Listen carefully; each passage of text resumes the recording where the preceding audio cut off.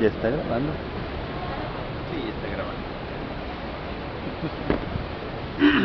¿Vas a saludar o qué? Hola. Hola. Hola amigos, otra vez con ustedes. Gracias por acompañarnos de nuevo.